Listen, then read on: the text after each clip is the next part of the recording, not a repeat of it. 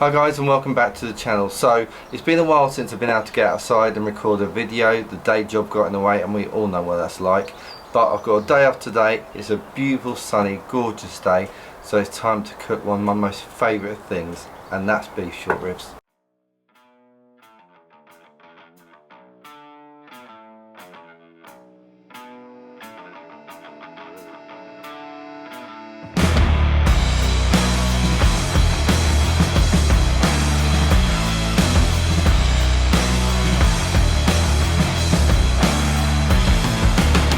So on the channel there is another beef short rib video, but since then, and I think it's true of every pit master, in that you're always learning, and as I cook more and more and more, I kind of like refine things. I learn what works well and I learn what doesn't work so well. So in today's video I'm going to give you all the tips, the little tricks, the little kind of like inside information that you guys can then use in your own cooks at home, and hopefully produce some short ribs just as fantastic as these is going to be. Right, so the first little trick, and the thing you probably noticed, I haven't got anything on my board. And the reason I haven't got anything on my board is because the short ribs are in the freezer. So they're completely thawed, but for the last 20 minutes I've put it back in the freezer. And the reason being is that it's a lot easier to kind of like take fat off of really cold meat. So I don't want to freeze it completely again, I just want to make it a bit more solid, a bit more easier to work with. So I'm going to quickly go and grab those. So you can see I've got two beautiful racks of beef short ribs. I've got these from John Davison. He's an online butcher. His produce is absolutely fantastic, so please go and check him out. I'll leave a link to his website in the description below. But you can see these are John Davison's, and these are Black Mountain short ribs, and that's the 2.6 kilo one, and that is a 2.7 kilo. So quite similar in weight, but quite different in terms of how they look. So this one's obviously shorter but a bit fatter, and this longer and a bit thinner, particularly in this end. But let's get these out of these bags and I'll just show you the next step. So you can see on here, this marbling that's going through this piece of meat is absolutely gorgeous. That just looks so nice. Now the problem with beef short ribs, and this is quite unusual, so here you can see I've actually got quite a nice layer of soft fat. You know it's soft, you can put your finger in it and just dig in there. But unfortunately on beef short ribs, in the majority of cases, and you can see it a bit here, there is a silver skin, so like a membrane. And the problem with that membrane is that it doesn't render down. And also it will have another potential impact where the actual meat where it's cooking will shrink down, and like obviously as the muscles contract and it loses moisture, but the membrane won't. And quite often what you'll see is that your beef short rib start going turning up or starting going a bit of a weird shape, and that's because that membrane is fighting the meat trying to move. So I don't normally like to take fat off of beef. But in terms of the short ribs, it's definitely one thing you're going to have to do. So I've got two knives. So I've got this bone-in knife, and I've also got my Dow Strong slicing knife. Now this thing I normally use for brisket, and it's incredible for a brisket. I absolutely love it. It's one of my favourite knives. But I'm going to use both of these knives to try and get this as smooth as possible. The problem that you have, and this is one of the things that, again, another tip to trying to give you like as much information as possible. The problem is that when you start cutting in with this sort of knife, you have the potential just to make it a really ragged cut, and what you have is quite a lumpy surface, and you don't want that. You want it really nice and smooth and aerodynamic, so that when it's in the smoker it's catching all that smoke. Just be really careful. So what we'll do, and I'll start talking you through it, but just take off as much of the fat as possible whilst trying to not take off too much of that meat. And you can see it's naturally sort of separating, but you can see this silver skin under here. Silver skin is proper annoying. Like I say, it bears no purpose. You can't eat it, but it will, if you're not careful, really kind of like ruin your cook. So it's worth taking a bit of time and just kind of like getting rid of as much silver skin as you can do, but at the same time kind of like leaving as much meat as possible. You can see, you can start getting your finger under it a little bit, but this is just one of the things. It just takes a little bit of time, and you're just going to have to bear and grim it. Bear and grim it? Grim and bear it. There you go, I knew what I was talking about. So the reason I quite like this is that once I get down to a certain point, it becomes quite easy to drag it along, and because you've got a long blade, you can actually keep the surface of the meat pretty consistent. Now I won't get rid of this fat. We're actually going to put this in the smoker with these beef short ribs, and we're going to render it down so that when we go to wrap it, we can then use the fat and tallow that we've rendered out of that, so you have a nice smoky flavour, and you can then add that back to your wrap. So you can see here, this is your silver skin, yeah, and that is not going to render down. So unfortunately you've got this beautiful fat, which would be amazing, and if you had brisket you'd be well happy with that, but this is the bit we want to keep this meat, but this silver skin here, that's what we need to get rid of. Just use your blade, take your time, and then just try to, you will lose meat, there's no two ways about it, unfortunately, that's just the way it is, but really just try and minimise it as much as possible, and just take your time. Right, okay, so you can see here, you can see here I've got literally all the silver skin on, and I've tried to get it as smooth as possible. On this side, and if I flip it around to kind of show you, you've got this fat, but it's going right down to the bone. So if I removed all that fat, it would be a really weird one. And actually, because it's soft fat, it should render down relatively okay. But in terms of trying to get this kind of like as a, I don't know, aerodynamic piece of meat, it kind of like, for this time I'm going to leave that on and just monitor how it goes. It should render down okay. You just got to keep a bit of an eye on it. That's as much as we're going to do. You can see I've not touched this side at all. That membrane we're going to leave on. It just helps keep all the bones together, because this is going to cook so tenderly that if you took those bones out it would just disintegrate, and this just helps hold it together. So it looks pretty nice. Like I say, you've got a bit of fat there and you've got a bit of fat there, but at the end of the day, you know, you kind of like have to deal with what you got, sort of thing. So the next part for me is I'm going to use this, and this is mushroom soya sauce. And if you watch Jerby at all, he uses this, and this is where I picked this tip up from. And literally I'm just going to use this as a binder, give that a really good mix all over. Smells amazing. So I'm not touching the bottom at all. I'm not seasoning it, I'm not wasting anything on it. There's literally no point. You're not going to eat it, it's just there literally, as we said, to keep the bone together. So I've been developing my own rub. It's got salt pepper base to it, but it's got a few other ingredients, and so I'm going to do one with this rub that I'm developing that hopefully I'll be selling soon, and then with the other set of ribs I'm just going to do salt, pepper, and kind of like a bit of Lowry's on there as well. So we kind of like use that as a bit of control. So from a really good height. So one thing, another tip that I'm going to give you, I do the sides first, because so what I see a lot of people doing is basically doing the back, doing the top, and then they're trying to fiddle around and try and get, you know, rub on the sides without trying to mess up the top part. So what I'm actually going to do is do the sides first, and then get a really nice decent coating.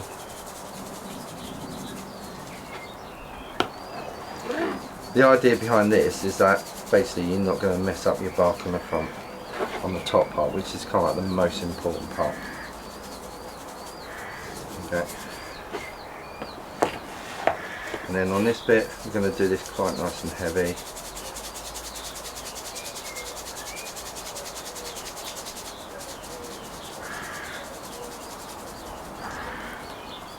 Perfect. So I'm going to place that to one side, and I'm just going to let that rub and that salt start to penetrate.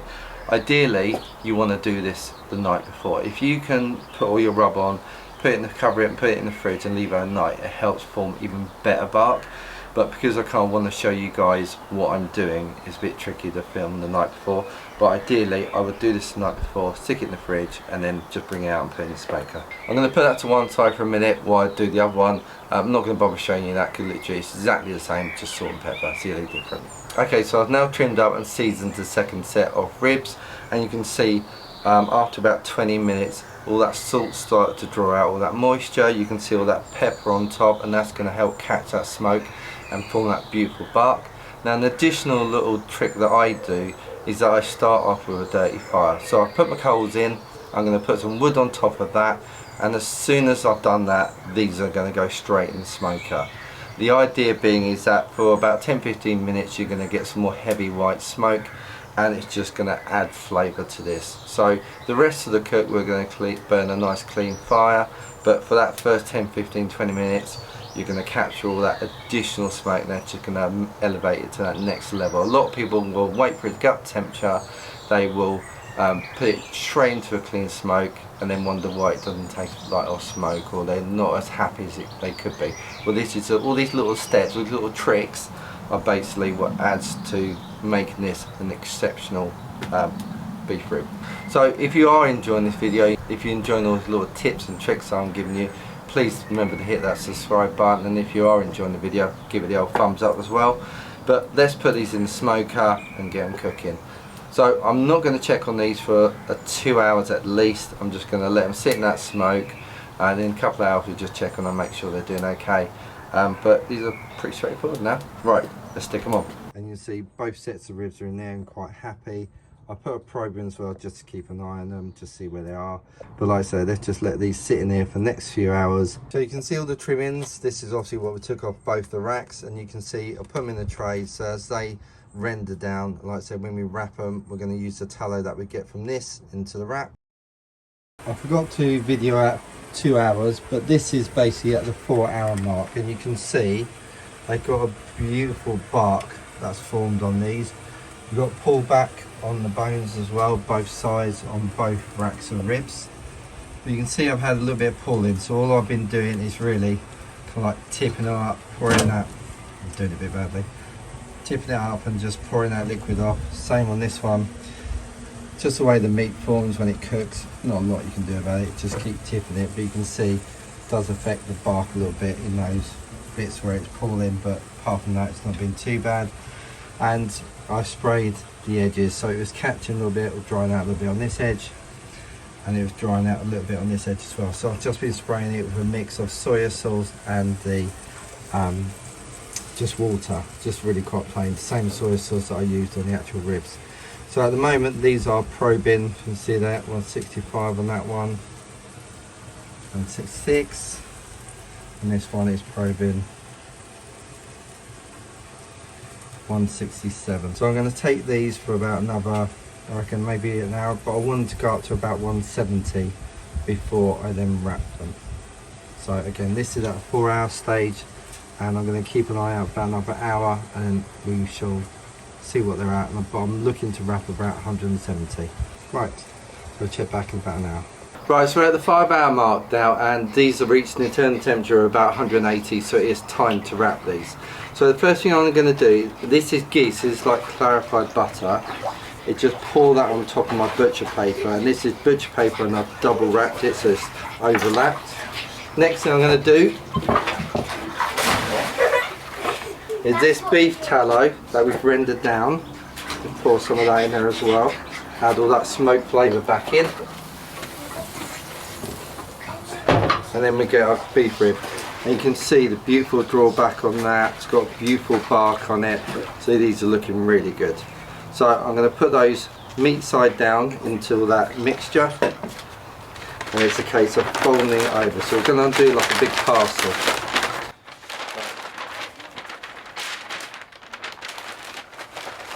That side like that, and then just crease the side, and it just makes it a bit easier to fold.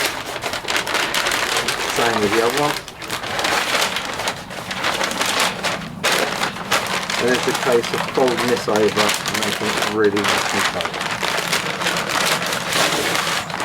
There's one fold. Put those sides in again.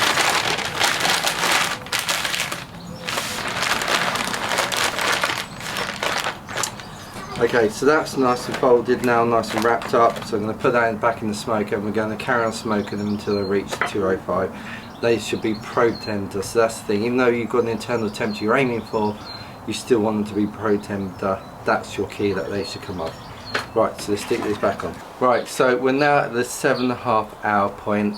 These are, one of them probing about 203 and the other's about 196. So I'm just going to take one of them out now. One thing that is really, really important is that when you take these out, there's a couple of signs that you feel for. So obviously I've got my heat gloves on, and you can feel the bend in there. When I get my firmer pen and I'm actually probing these and try and go in the same hole that you've been using throughout, you see they're really soft. There's literally no resistance at all on these, so that's exactly where you want them to be. But it's really important that you kind of like rest these. So this one's running at 203 at the moment. I'm going to rest it down so it's 150 degrees, which is why I still got the probe in it. And then once it's down to 150, I'm going to put it in my Masterbuilt. So that I'm going to put it at 150 degrees. And then I'm just going to hold it in there for a couple of hours. If you haven't got a Masterbuilt smoker, then you can just get like a cooler, something like that. Wait for it to get down to that temperature. You can either serve at that point, or if you want to hold it a bit longer, then literally you can let it set out for like 30 minutes, an hour, and then put it in the cooler and let it rest. But you don't want it to drop much below 150, because then you start getting to the point where it's not food safe. So we'll leave this one here to rest for a bit on the counter. I'll let the other one get up to 203 as well, and then we'll take that off, and then I'll bring you back when I open these up and we slice them open. Right, it's in a bit.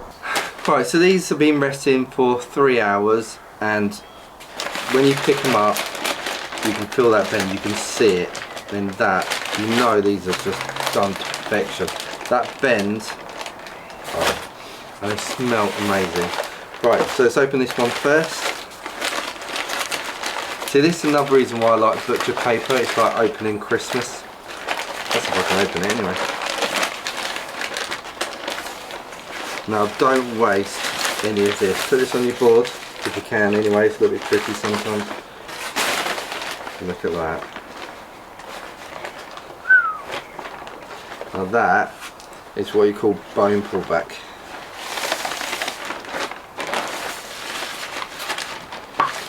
There's one. I'm going to get the other one out as well.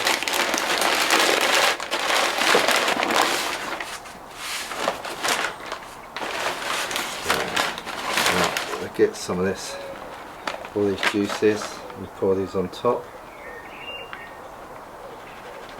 You don't want to waste any of that. That's like gold. Now, look at the bark on that. That looks incredible. You've got all dark. Beautiful. You can see you've obviously lost a little bit of the crunchiness, but that's not a problem, because obviously these will be nice and soft now, so when you bite into them you're going to have a gorgeous bite. So really, last thing to do, get the old knife, slice in between the bones.